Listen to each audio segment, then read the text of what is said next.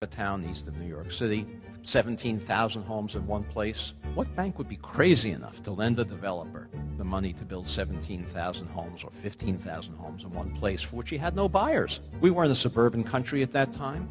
People thought the whole idea was lunacy. Who's going to want to live in a single-family home when they can live in the city instead? Any of these developers, the only way they could get the capital to build these giant subdivisions was by going to the Federal Housing Administration, submitting their plans for the development, for approval of the construction materials they were going to use, the architectural design, the layout of the streets in the subdivision, and an explicit commitment not to sell a home to an African American, required by the Federal Housing Administration.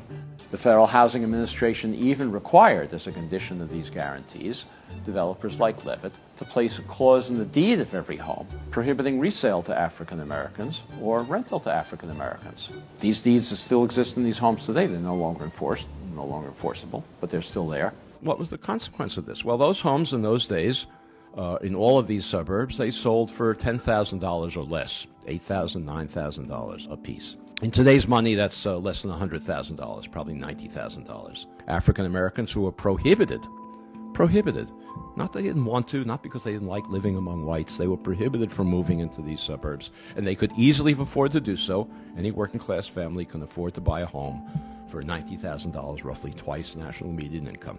Those homes and developments like that now sell for $300,000, $400,000, $500,000 and more.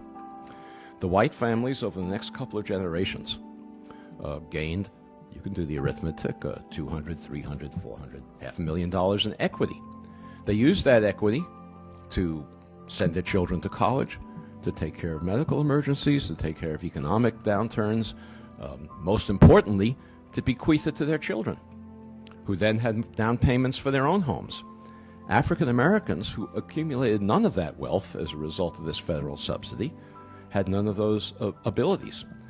Today, nationwide, African American incomes are on average about 60% of white incomes. African American wealth today is 10% of white wealth. That enormous disparity between a 60% income ratio and a 10% wealth ratio is entirely attributable to unconstitutional federal housing policy practiced in the mid-20th century that has never been remedied.